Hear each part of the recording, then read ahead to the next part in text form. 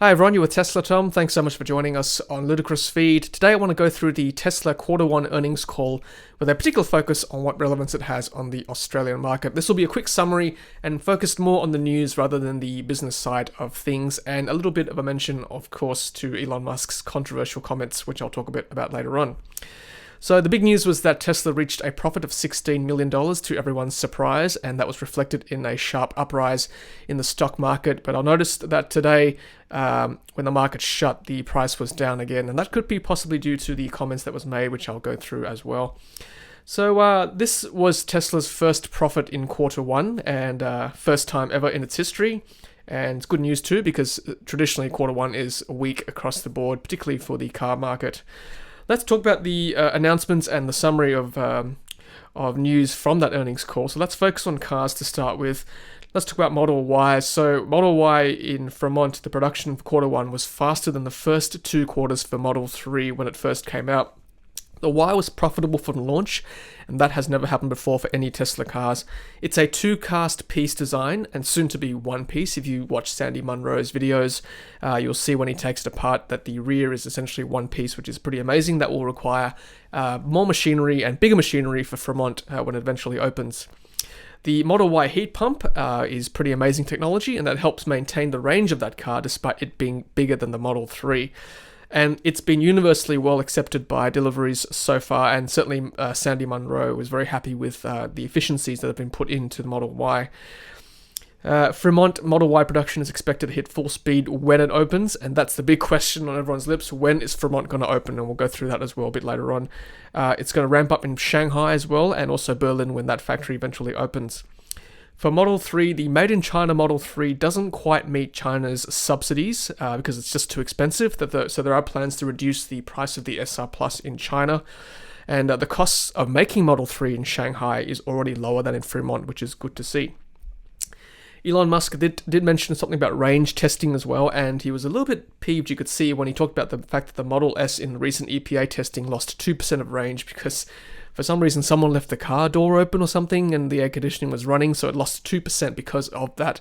And you can see little things do matter to Elon, so hopefully the next EPA range test that will be taken care of. He may actually be personally there to witness that. Some talk about autonomous driving, and this is quite interesting to listen to. So he sort of made reference to the neural net, which is basically every time someone drives on autopilot or full self-driving, this data is collected, and he made a similar reference to Google search, where every time someone searches something on Google, that data is accumulated, and the more Google knows about your personality, they can tailor products and advertising to you. And assuming that the neural net is the same, it will collect all the driving data from full self-driving across the world, and that will just make that process easier and better as well for future. He predicts that you can drive from home to office pretty much autonomously in your car by the end of 2020. Is that too optimistic, and will that happen in Australia? Certainly that's yet to be seen. A quick note about full self-driving subscriptions coming to the end of 2020. That's interesting because he did also say it still makes more sense to buy it outright rather than subscribing to full self-driving. Currently in Australia, it costs $8,500 to buy full self-driving for Model 3.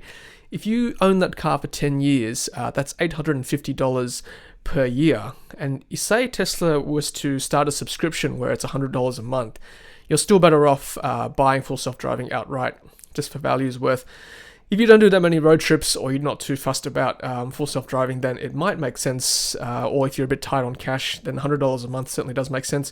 Whether it's a contract or just, subscribe in, subscribe out whenever you need it, that could be quite useful as well if you just take the occasional road trip. So that'll be interesting to watch in the coming months.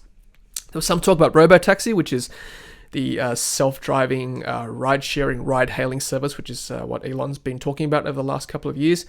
There was some discussion on testing strategy for autopilot and full self-driving to eventually bring Robotaxi to the market. And there are several stages from simulation to extended autopilot, which is what we're currently doing with our cars, and then wide release as well.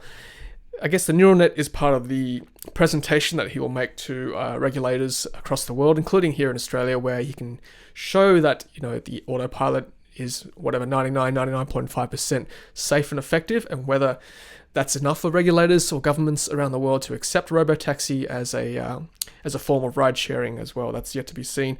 Initially, when it does roll out, it'll be human drivers supervising cars, and then with more data.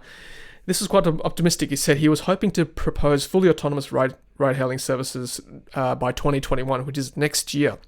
So whether robotaxi comes to our streets in 2021, that's yet to be seen, and that'll be very controversial, that's for sure. All right, so a little bit about sales and logistics. There were nil effects from the federal credit expiration in the United States, so sales kept pumping along. And a little bit about COVID as well. So the digital nature and contactless delivery that Tesla's doing now suits their business model, because a lot of the time it's sort of online ordering anyway, and that was happening before COVID too, so hasn't affected Tesla too much with regards to that. And he made an interesting point about how most people would rather go to the dentist than turn up to a car dealership to buy a car.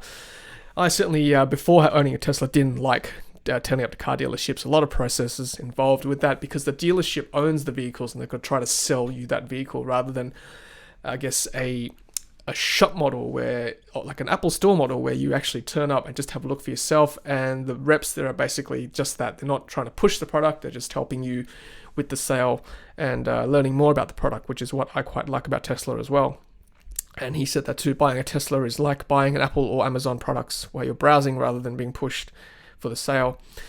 A little bit about energy. So he was hoping Battery Day, which is what we're all looking forward to, will be happening on the 3rd of May this year. Third week of May, so in a couple of weeks' time, hopefully in California or Texas, and lots of exciting news. A lot of questions about energy products for Tesla by investors, which he and his associate deflected to Battery Day when those questions will be answered. The next Gigafactory announcement will hopefully be made in the next month, maybe in the next, or at least in the next 3 months, and most likely will be in the United States. It'll probably be a Cybertruck facility, I would think, maybe even producing semis, and the tip is that it'll be in Texas, in the United States. Probably not Australia at this stage, I would think.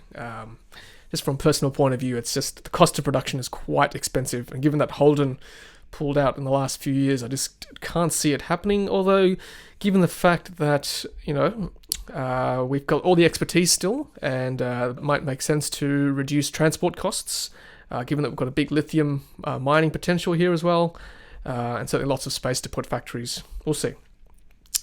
So the solar roof was also mentioned, and it was ramping up prior to the pandemic. By the end of 2020 this year, he's hoping to install 1,000 roofs per week. I would think that even though he said there was some international interest, that would probably slow down as well, given that the focus will change more to just getting Tesla profitable for 4 quarters to try and make the S&P 500. I'll come back to that as well.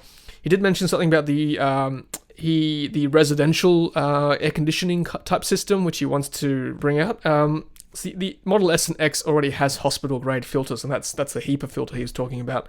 So if we can put that into homes, that would be quite useful as well. And the Tesla home, cooling heating system could be an all-in-one product to heat your hot water, heat your home, cool your home, reverse cycle, all that kind of thing. If such a product does exist for Australia, where it's very efficient from an energy point of view, I would certainly be interested in retrofitting that for my home. I think that'd be a great product to have, a reverse cycle heat pump that can address all our heating and cooling requirements for our home. So I'm looking forward to that one on Energy Day, hopefully. Energy storage, there was a question from someone about how demand seems to be outstripping supply at this stage, and again, that'll be addressed on Energy Day, and I'm looking forward to that. From a personal point of view, I want to see if there's any Powerwall battery announcements from that Battery Day. Just at the end here, I want to talk about the business side of things. So he doubled down on the fact that he's hoping that Tesla will still produce 1 million cars per year eventually in the next few years, particularly once the pandemic dies down and we are back to usual business. And the gross margins are good for Tesla, and unfortunately the shutdown at Fremont and Shanghai has weighed down in the last quarter, but still strong despite lower volumes. Tesla still has $8 billion in cash, and that's probably thanks to that cash raise just before the pandemic. In hindsight, now that was pretty good foresight from Tesla and from Elon Musk at that point in time. But unfortunately, Tesla has lots of inventory, obviously due to the fact that we are delivering less cars given the pandemic situation. And of course, Elon Musk is worried about the prolonged Fremont closure, and I'll leave a snapshot here of what he said during that earnings call. I'm not going to repeat that, of course, but it was quite controversial. It sort of reiterated what he was saying on Twitter about how he wants to reopen business in America. Look, all I'll say on that, without going into too much detail, is that I am glad that we are in the situation we are now in Australia, without boasting too much, because there is always a risk of a second wave, of course. But I'm thankful that at least here in Australia and in New Zealand and in other countries that are flattening the curve, we are fighting just an economic battle rather than an economic and a health battle, which a lot of countries are doing, unfortunately, including the United States. I can understand his frustration in the fact that Fremont is still remaining closed.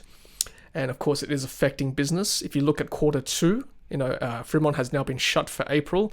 And the shelter in place for the Alameda County, which is where Fremont is in the Bay Area in California, it doesn't look like it's going to open anytime soon. They're probably going to extend that to May, which means that the May 4 opening he was hoping for is probably not going to happen.